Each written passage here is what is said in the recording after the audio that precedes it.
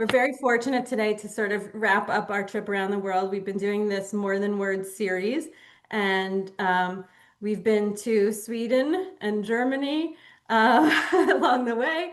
And now we are in the UK virtually, and it is such a pleasure to meet in person someone whose work you so admire and follow, but don't really have a face or a voice to connect with the beautiful, beautiful work. So it is such a pleasure to welcome the Jewish knitter here today. Rebecca, please introduce yourself. Hi, I'm Rebecca. I'm the Jewish knitter, and yeah, I've been sort of designing some Jewish colorwork um, designs over the last year and a half, I guess. Um, that's me. You know, you might have to fight some of us for the Jewish knitter name, but you got it first. We all feel like we're the Jewish knitter. I think that's like part of what's so special about even just your name. It's like it's very clear what you're doing.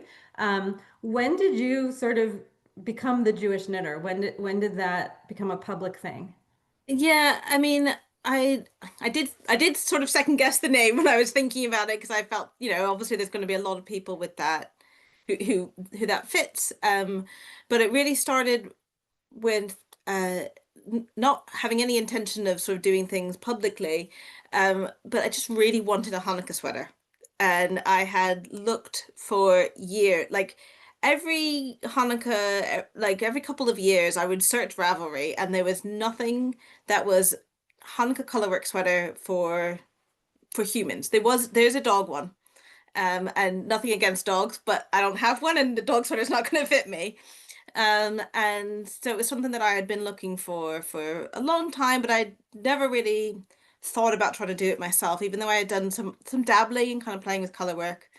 Um, and then after October 7th, like a lot of us, I was looking for more connection and more Jewish joy because there was a lot of Jewish not joy in our lives. And I started listening to Beautifully Jewish, Oh. and thinking about sort of some of what that meant to me.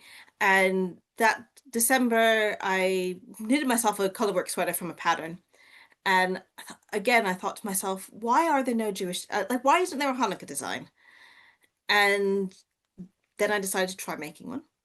Um, and I started out, you probably have seen most of you the sweater that I made.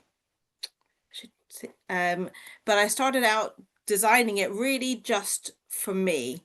Can you Which give if us a you long want, look? Can you I just will. I'm assume trying to nothing? figure Give us a out. nice long look at this beautiful, I'm beautiful I'm sweater. going to, but I have accidentally got like a blur on the background, Okay, which I want to okay. get rid of. There we go. Right. So this is the sweater that I started with, and I started with it with no intention of designing it for other people. Which, by the way, if that's how you're gonna, if, don't do that. That was the wrong thing to do. If you're gonna then turn it into a design for people. But I just started with one sleeve, of with the little dreidels here, Ness, Nun, Gimel, Hey, Shin around the sleeve, and just kind of kept going up, treating the sleeve as a swatch and kind of increasing when the mood took me, and finding stuff that fitted into what I wanted. And I did spend quite a while thinking about, I didn't want it to be too many colors. I wanted it to have kind of a cohesive feel. Um, and so I've got the dreidels, the gelt, flames, more dreidels, a Jewish star at the top of the sleeve. And then I always knew that I wanted the top to be menorahs. They're so Um, pretty. and then I realized I had a little more space at the top, so those are latkes at the top of mine. And but I had fun playing with like the designs between the each stripe, and I had a blast designing this to fit my body. And then people liked it, and I started to think about the fact how I would scale it. And I had, as I said, not been thinking about that at all, and never designed anything before. Um, so it is not really just, it was not conceived of well for scaling. The biggest thing that you will notice is that the dreidels with the letters on them, which I was really pleased with, is 48 stitch repeat, which is not an easy thing to then fit into other sizes. I knew it was going to work for my particular size and maybe probably fudged it in some way that I don't remember. So then converting that into something which was going to scale sensibly for other people to wear was difficult. And I also felt very strongly that I wanted it to be completely all over color work. And because I'm very short, that meant I wanted different lengths to be included that were going to fit different people. And trying to think about how to scale that became a huge undertaking. And while I was thinking about it, I also thought, do you know what? I mean, Judaism's not just about Hanukkah. Why don't we have all the other holidays too? And that is really why I started designing motifs for other holidays while I was along the way. And this is the very long swatch that I made of different Jewish holidays. And you will see on this, I'll show you the finished thing in a moment.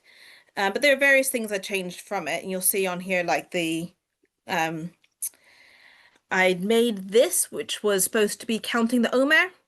You can see one, and then that's supposed to be wheat, two. And I just decided it wasn't sort of fun enough. It wasn't beautiful enough. So there are lots of things that I then tweaked and just went with the really simple canvas of a cowl from Rosh Hashanah through the year. I won't tell you all the holidays. Hopefully you can recognize them as we went through. And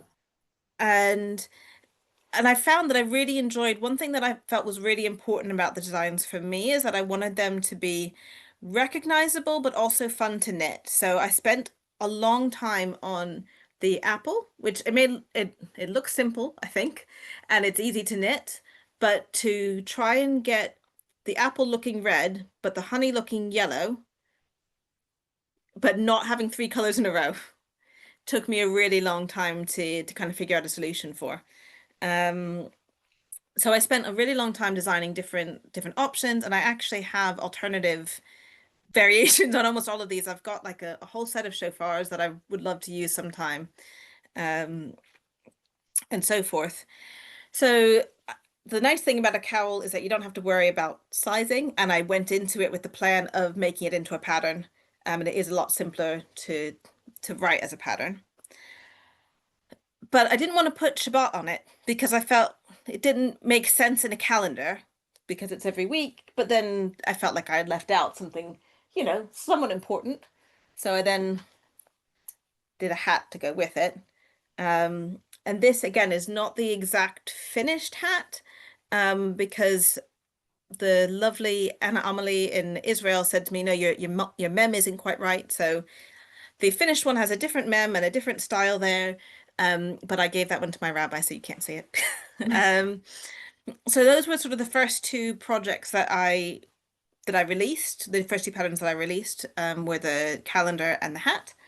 And one thing I found really interesting was actually how much I learned along the way about Judaism as I was designing those, because I mean I feel like I know quite a bit about Jewish holidays, but as I was trying to come up with how am I going to represent these in a really recognizable and small knitted form, I learned a lot more, and I spent a lot of time trying to think about which holidays to include or not to include. So that was sort of a lot of fun for me, and again, this is where I have on here, I will show you this design didn't make it into the end, but this was me thinking about expressing return and elul. So I played around with a lot of ideas that didn't make it into the final design, and I felt like I did learn a lot along the way, and I learned about, with the hat, I learned about more about how to try and represent Hebrew letters in knitting a bit more, which is an idea that I then came back to later. At this point, I still had not gotten my head around a sweater for adults, but I have two kids, and I knew I wanted them to match. So I actually did the kids sweater first, and this one's my son's. And in the process of doing that, I came up with solutions for some of the problems that I was having. So you can see that there's sort of, I don't know if you can tell, there's extra like doodly doos between the dreidels. That's a technical term. In order to make the sizing fit a bit better. Um, and I switched up this dreidel design. Oh, this is the other thing that made this complicated. The left, right, and middle designs are not all the same. So if you can see on my sweater, this dreidel tilts in a different direction on each sleeve. Can you see that? Yeah. And then in the middle, we've got the kind of the two together, and that wasn't the same pattern, same repeat number as the others. So I sort of figured out a lot of those things as I was doing the children's sweater, and then came back to the adult one from there. I mean, Um, can I just say, this is so mind-blowing that I mean, I thought you had been designing before this and no, that you sort of went through this change and really doubled down on Jewish motifs and really no. dialing up Jewish representation in knitting. So kol hakavod, this is mind-blowing. Like I can't. You must be like a scientist or something. Like, what's your background? How did you have the Um, sort of patience and attention to detail? And it's such intricate work. yeah, no, I don't have any science background. Like I said, I had played with color work before, so I pulled this because this is a color work design that I had done previously, not for sharing with people, but just for myself. And I'd read, so I have a bunch of work books. This one I had created after reading through this color work book where she's really showing her process. This is based on a tree that we had outside our house as a kid. So you can see kind of the tree shape there. There's the flowers. I was trying to show the branches there. So, I got a lot from things like that. Um, but I am only showing you one of these because I only ever made one. Um, and like I said, it was somebody else had told me this is the pattern, insert your designs. Um, but one thing that I think I did really have going for me is that my son liked a long cuddle with me while he fell asleep, and I would lie there in bed with him, holding my phone behind his head and playing on a pattern app, designing different kind of color work motifs.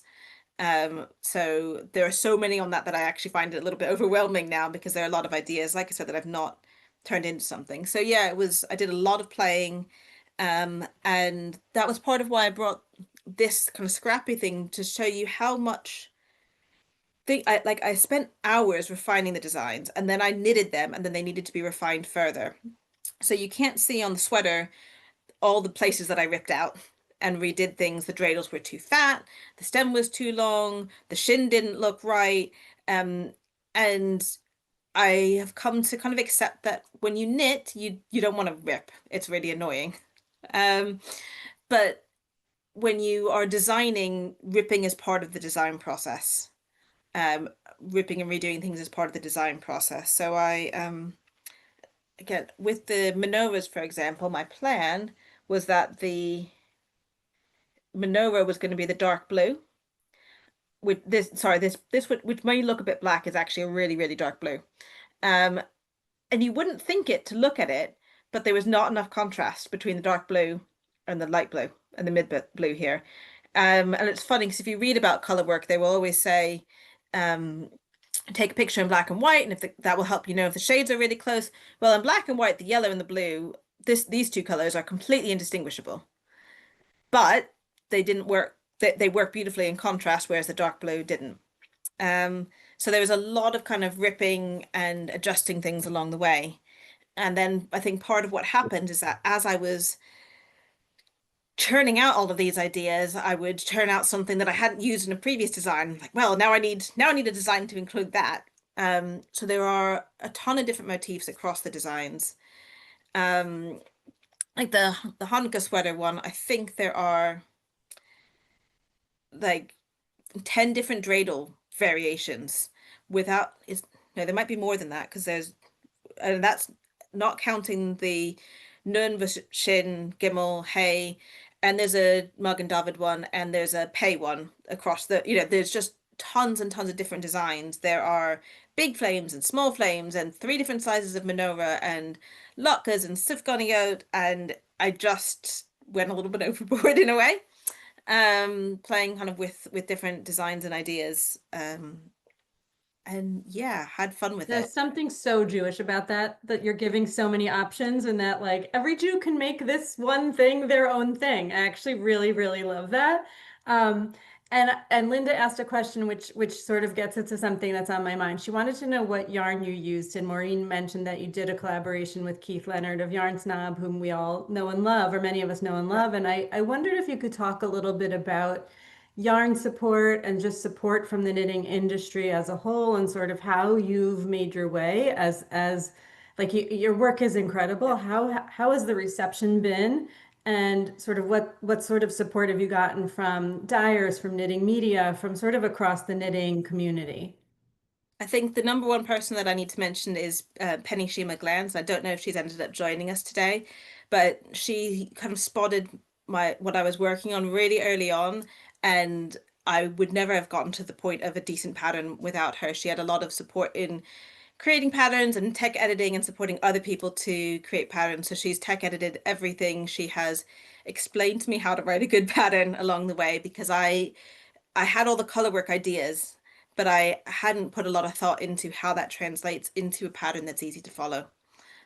So that she has to be the kind of first person that I named there, and I'm really grateful that she has been so generous with her time and her skills in helping me kind of to do the pattern writing part of the process, as well as, you know, she consults on the designs as we go along very much as well. Um, in terms of the thing with the collaboration with Yarn Snob, that was actually a sort of after the fact. I had created the Hamza cowl out of mostly I buy fairly cheap yarn, to be honest. So I use a lot of drops Lima. And I don't know how well the yarns that I use here that are easy for me to access in the UK translate to what's easy for you to access. But I could buy 50-gram balls fairly cheaply, and it's really soft and luscious. So that's what I've used for the cowl, the hat, the Hamza cowls were also, and I don't have that to show you because I gave that away to somebody. The Hamza cowl and hat and mitts, those were all in the We might drops have Lima. someone here who has it to share. So if you have, yeah, Sue, I see Sue. I remember it's maybe Sue towards the end can hold hers up.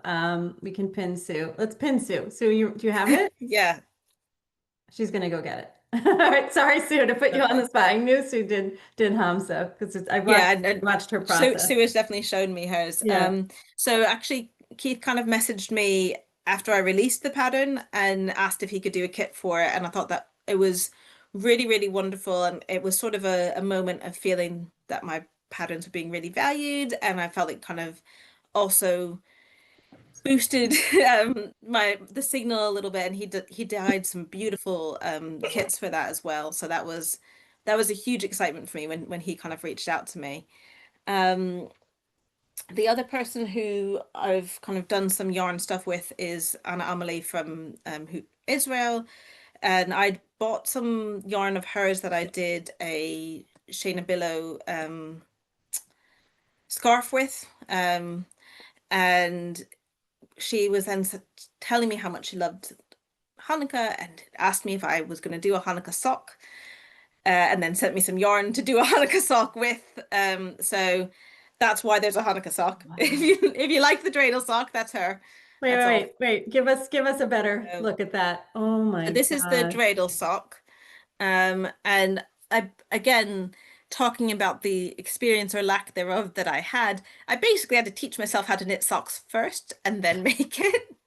I had made socks before. I had made 3 pairs of socks prior to She's deciding very that. friendly. She's just noisy. She'll stop in 1 second. Oh, Maybe someone mute I think I have themselves. a dog Hi. somewhere. Okay, let me find it. I'll find it. I'll find the dog. Um,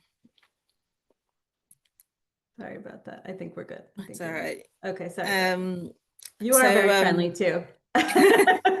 so yeah, she just sort of sent me. I said, you know, I went very classic Hanukkah colors for this, which is what I wanted in a way. Although They're my original plan had poodles, been to have Wheaten purple Terrier too. poodles.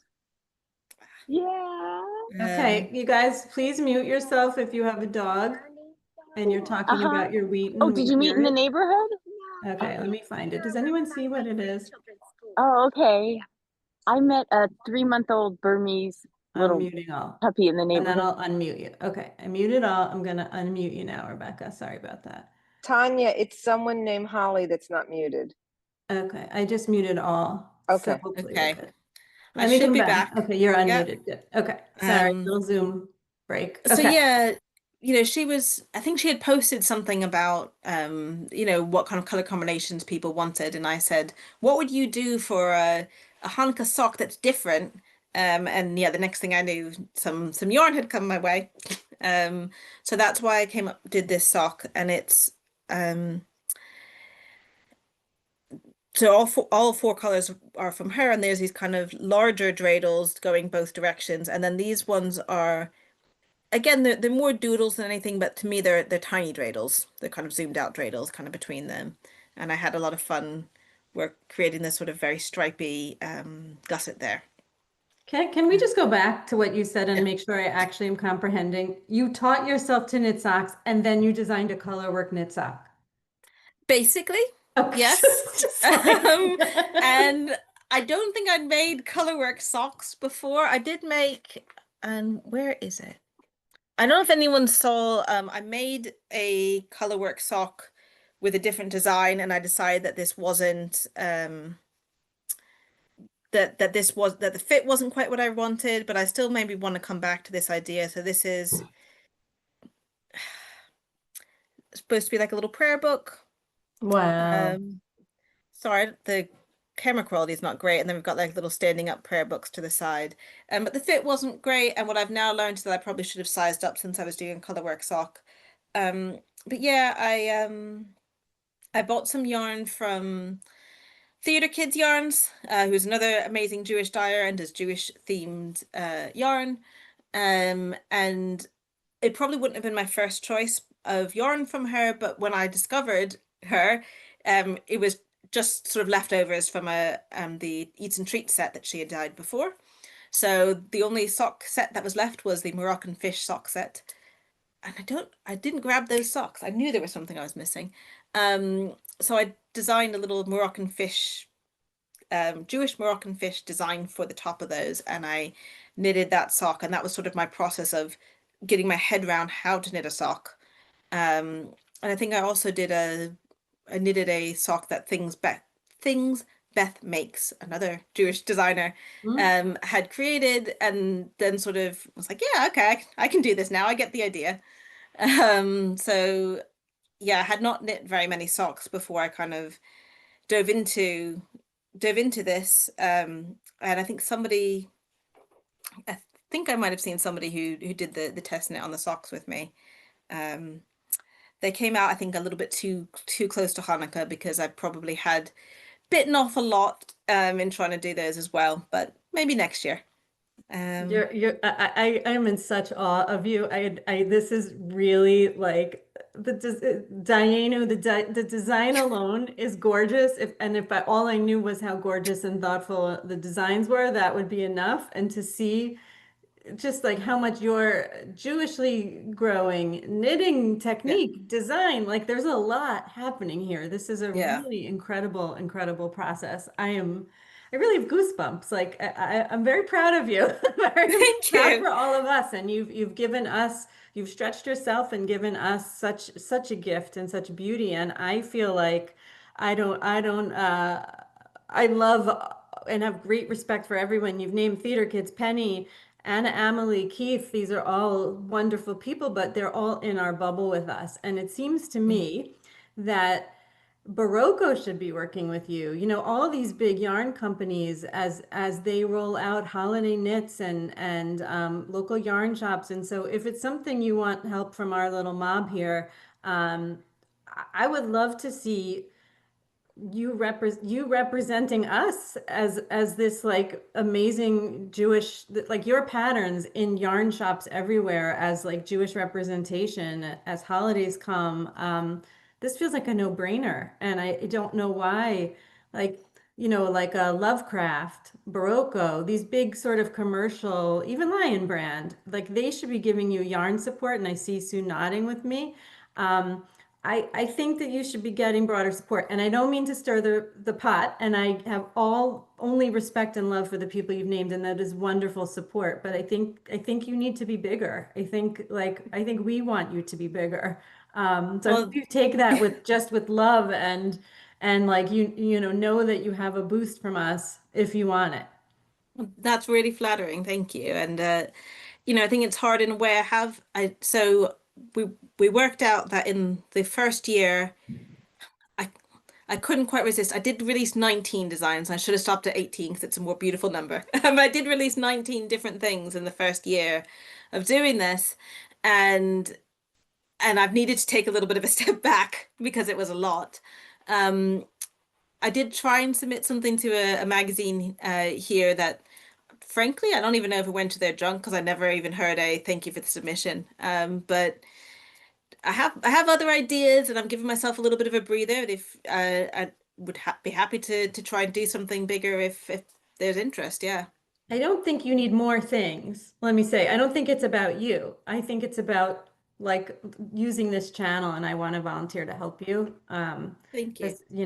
Because I want to hype you. I want to help you. Like this is a gold mine of beautiful things. You don't need more things. Like you've done all this work and made the beautiful things, and now we yeah, high plus one, Rochelle said. I love that. That's really Yeah, special. Yeah, I think you have a fan club here who really thank you. want to see this more places. And I want to walk into every local yarn shop and just see like all the stuff. And then separately, because I work on Simchat Torah Challenge, I would love Torah stuff.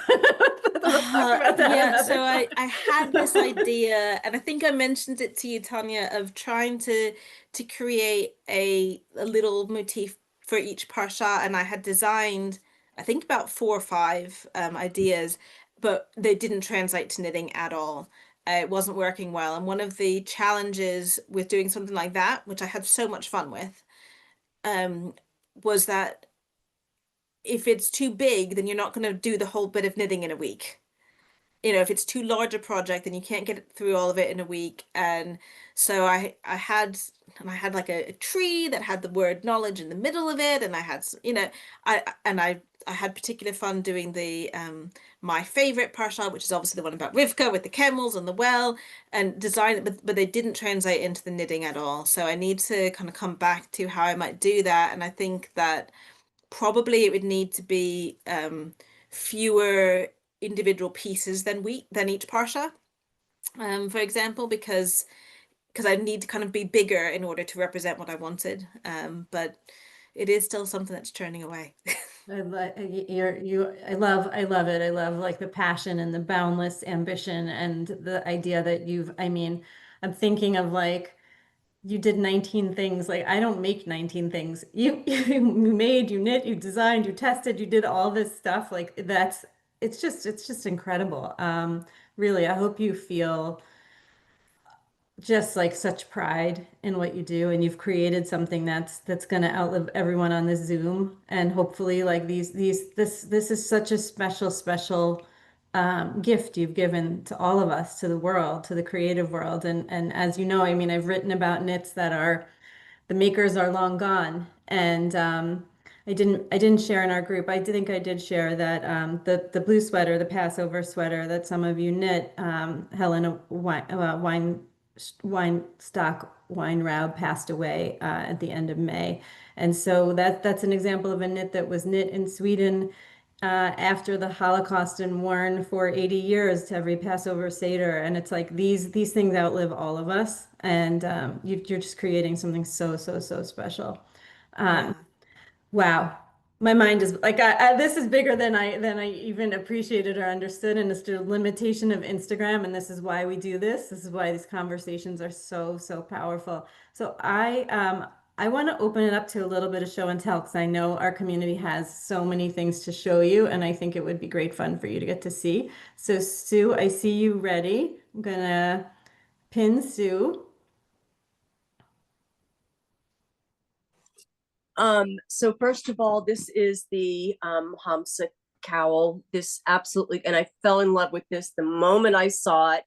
And I do have enough yarn left over to make the mitts. So that is definitely on my, in my queue. But this is a really fun pattern. This is my first color work using 3 colors at a time. And Rebecca had made a really lovely little video that made it just really like manageable, and it was no big deal. And I was so grateful for that. To, you know, we always love learning something new and having a new challenge. And I also just, excuse me, I've been sick all week. Wanted to throw in, because you talked about making designs, you know, with the parshiot, and my daughter's bat mitzvah, however many years ago, she was shlach lecha, and I had the florist make up, we needed 2 arrangements, and I had him do one themed to the Torah portion and one themed to the Haftarah. And it was the spies and the bunches of grapes. And he put little foam balls covered in moss that he kind of stuck with little googly eyes. Those were the spies. And then he actually put grapes in there. And then in the Haftarah bouquet, we had like the red thread hanging down. And so like there's so many artistic, and I just sort of gave him the idea of what the, you know, what the themes were, and he went with it. And so I guess the point being, there are so many ways to be creative with Jewish themes. And, you know, I appreciate that you're doing that. And I just hope to see so much more from you. I love that. Thank you. And I have to say, one thing that I did discover as I was starting to think about the Parsha themed knits, I love the idea of it. And I think, for example, that it would make a beautiful tallis bag, you know, if you knitted that that person's Parsha as Bar Mitzvah Parsha as the tallis bag. But when you get into Leviticus, it does get a little bit harder to represent beautifully some skin rashes. So yeah, just avoid that book will be okay. I want to share, because I'll give you guys a preview. We're relaunching the Simchat Torah Challenge website this summer, and one of the big things you're not going to be surprised to hear is that I really wanted art as a different way to connect to the Parsha outside of text. And so the main artist we're featuring is a guy named Hillel Smith, and he published a Parsha book that blows my mind. And he basically had, his inspiration was rock concert posters. So imagine each Parsha has a rock concert poster, and he uses text, but the text is, if you don't read Hebrew and you don't even realize it's text, it just looks like shapes. But it's like, it is so cool. It's so contemporary, and so if someone has the link, otherwise I'll find it and put it in. But Hillel Smith is amazing, and he does street fair, like street art. He's doing a big street art festival in Orange County, California. I don't know if we have any Californians on who can check it out for us, but he's doing very different kinds of things with he's in our wheelhouse, right? It's Jewish identity, it's first-rate art, and he's merging all of this together, and it's all like his exploration. I mean, he does, for like Mishloach Manot, every year he makes a package, like he does packaging and really cool. You know, he's not getting like paper bags from the store, which is lucky too. He's really like thoughtful design throughout. I see Maureen has a hand raised, and I'm hoping she's going to share something beautiful. I am. I also knit the Hamsa cowl, but I took gauges on important literally and did not do a gauge swatch for the first time in 2 years. And I think there might have been 2 versions, and I picked the small thinking I want to do this fast and wear it. And I'm a smaller person, but it's so small, it won't go over my neck. But I've had this little thing called a beastie that I put a keep on, and the Build the Bear Torah. And so it now is like on the beastie as my house Hamza. So it's got a good use. Of course, I had 2 kits, one cashmere, one not. I picked the cashmere one to knit first. So little extravagant, but Rebecca, I love your designs. I'm a fast knitter. I'd love to knit for you.